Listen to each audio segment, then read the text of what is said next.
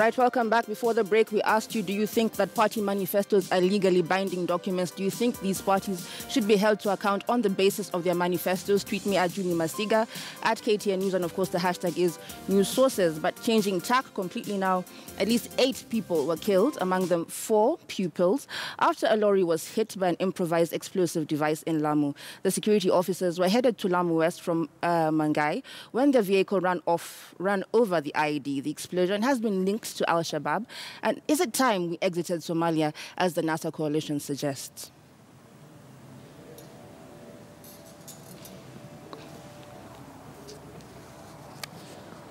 Right, sorry, waiting for a bite there, but I think it'll come up a bit later. So this security issue has come up again and again. I believe it started by the time when Ramadan was starting, and we saw an increase in these kind of attacks. And of course, we're in an election period, and NASA has said in their manifesto that they want to pull out of Somalia. Jubilee really hasn't mentioned what they want to do about external security. They've kind of focused on internal security. Sarah, what do you make of the heightened Al-Shabaab attacks at this time when we're going into general election? I think it's absolutely sad, considering all these attacks have been going on. To many people now in Kenya, it's become like a normal thing. You hear, I mean, there have been quite a number, not just before Ramadan, even way back before Ramadan. I mean, like 3 months, 4 months, there have been all these small attacks in Wajir, in Marsabit, 3 policemen killed over here, 2 security officers, you don't know what rank or what they were doing there, killed over there. We've lost quite a number of vehicles. And all of a sudden, it's no longer news. I mean, like, nobody gets shocked. It's really heartbreaking. And this one of Lamu, children died. I'm expecting we should be outraged. Are we still doing this? I get the sense that Somalia has become our Vietnam, what America did in Vietnam. Yeah. You're there, you don't know what you're doing, you don't know how long you last. You don't have an exit strategy. You don't have an exit strategy, you don't want to lose face, and I don't know. And yet we're not supposed even to discuss it. By the way, it's a security issue. You're not supposed to question, you're not supposed to ask anything. What are we doing? But is it the security issue per se? Because remember, there's an SS strike going on and we're really focused on campaigns. We've forgotten about it. Of course, this has happened. Who should be paying more attention to these things at this point in time? Should it be us, the citizens, or the politicians? The citizens, because these things directly affect us. They are guarding in their own SUVs and they are living in their own nicely, safeguarded compound, and they're absolutely okay. But I agree with Sarah that we're not outraged enough. We are outraged about hilarious things. We are outraged about funny things. We are outraged that someone has said something, a politician has said something, but we're not outraged that lives have been lost. Right now, we're not seeing people heads rolling. We're not seeing people resigning. We're not seeing people taking responsibility. We're not seeing statements coming in to give us faith, steps being taken. And that's why I actually agree with her, that we need to get out of Somalia. We have got no business in Somalia. If it is charcoal business, let us stop and come back home. If it is the business of trying to save face, we don't care anymore. Let us come and guard our borders and put in the machinery and the power and the strength and the money we are pouring in Somalia and bring it back home here. Maybe we might be safe. So does Jubilee have the right of it, Dr. Nani, to say that we should be focusing on how to protect our borders from within our borders and not send our troops outside? That's NASA. That's NASA theory. NASA, sorry. I think for me, I agree with what we're saying. What happened? Sorry, that's Jubilee. They are the other ones focused on internal security. Yes, but they're not talking about withdrawal from Somalia, no. Yeah. And for me, I'm deeply saddened. I'm deeply saddened because when we went into the new constitution, one of the things we said is that the heads of ministries shall be technocrats. They shall be CEOs. We've had a CEO in the ministry, in the internal security ministry, and for the last year, this whole year, we've had people dying, and just because the numbers are small, because it is still in the marginalized area that we're not talking about, I don't really see him making an effort to change this. It is very, very sad. So then, as a citizen, I should have a right to fire him if the president doesn't think he needs to be fired, because he's not doing his job. I don't care. I need to see his effort. Let it happen when I can see the effort on the ground. He's not a politician. He's not supposed to be in the campaigns, and I think that was clearly stated from the outset. He still has a job to do to run this country, and this is part of his job. He has failed me as a citizen. Rajab, has he failed Kenyans generally? Yeah, in fact, if it was in another jurisdiction, he will be facing murder charges. Look at the APCs we bought. We've invested a lot in these vehicles, but people are still being attacked. When they were being launched, it was a big launch as if we were, and we were being told these will be at the peripheries and governed spaces where these cars will be patrolling, but we're still being attacked. On the issue of the military, I think we're becoming an occupation force in Somalia. We rather take care of our needs in the country than run out and try to help another neighbor whose house is on fire. We have fire right here in the country. So if the army has to come back, let them patrol the borders and make us more secure. Right. After that, we can go and help other guys who are in distress. Okay, now let's come back home, as you suggest, and talk about President Uhuru Kenyatta, who this afternoon paraded Kirinyaga governor aspirants Anne Waiguru and Martha Karua and asked residents to make their own choices. Uhuru said that he would work with whoever the people selected and offered a state job to the loser in the August 8th general election. Right, so I think it's never a good thing for a man to be in between two women, but that's neither here nor there. But it's supposed to be an election. Yeah. Democracy is supposed to be at play.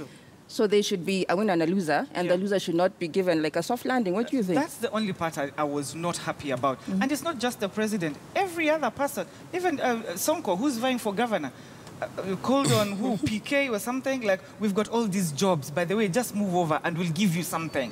I mean, who are they to start? And we're talking about a wage bill that is supposed to be collapsing under pressure, and now we're just handing out jobs. Nobody has any business to offer a job to anyone that they don't deserve, they haven't asked for, and they're actually gunning for something else. Yes. This lady wants to be a governor. If she loses, she goes home. She'll find something to do, you know? The president has no business offering a job to anyone. And as a card-carrying feminist, I agree with you, Sarah. Danish. I actually want to... let us look at the positive side. This is very mature of the president. Very? Very mature of the president. I think if we are able to do this in the Rift Valley, in Nyanza, in Western Kenya, and in Central Kenya, that the president and respective political leaders from those regions are able to bring together opponents. We're talking about Busia, where we have seen tensions grow very high. Danish, it's a contest. It's a political contest. Why? Listen, I'm saying this concept is very nice. I'm saying let Raila go to Busia and hold the two opponents and tell them whoever you choose, I will work with him. And whoever I'm loses, just saying, I'll give you a job. We are able to deflate tensions in this country. We want to have a country after the August 8th. That's all I'm saying. And absolutely, it is a brilliant thing to do. What if they are competent? What if Martha Karua is competent, she loses? What if Anne Waiguru is competent, she loses, and she actually applies and is given a job? Is there anything if she applies and is given a job, that's a whole different thing. If she qualifies for the job, she gets the job. But you don't say, if you lose, just come, I'll give you a job. I think we're being a little bit hard on the president. No, the president he has demonstrated clearly that he is a mature politician who can stand between two people who are actually fighting and choose the win. My problem with this is that it's a political contest, and if you're competent enough to win the contest, you will win. I think... Yeah, if you lose, then you are not competent. Personally, I think it's a must of double standards. We've seen what he's been doing in Nakuru. He embracing on other people to quit and leave others to be there. Same breath, and as well, he's a party leader of Jubilee Party, not NAK Rajab, Kenya. allow So the he lady will have to stood speak. by his party aspirant. The president and everyone in Jubilee was up and shouting at the NASA principals, saying, look at them. They are dividing jobs amongst themselves, jobs they don't even have, a contest they have not won. And the president is standing around and offering a job to somebody else who's a candidate in a free contest of free will, where it's the public that's going to make a choice.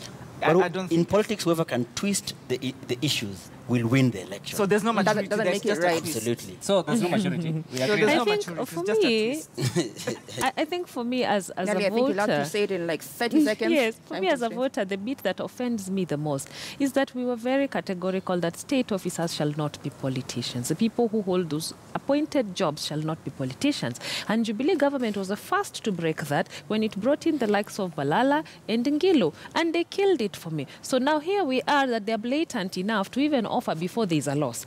I think that is an insult to what I thought my constitution represented. Absolutely. It's unconstitutional, and as a president, I think he should never have said that. Right. Well, speaking of people trading insults, Mombasa County officials have defended Governor Hassan Joho against claims that he's barring other candidates from erecting their billboards. County Executive for Transport, Tofik Balala, said those making the allegations are only seeking political mileage ahead of the August 8th general election. This followed an incident this morning morning, where the county inspectorate stopped Nyali MP Hezron Awiti's campaign team from erecting a billboard. Others who have claimed that they were barred from putting up their billboards are Suleiman Shabal of Jubilee, Hassan Omar of Wiper, and Mombasa Senator hopeful Jabez Odwar. Well, I suppose this is the season to be petty about politics.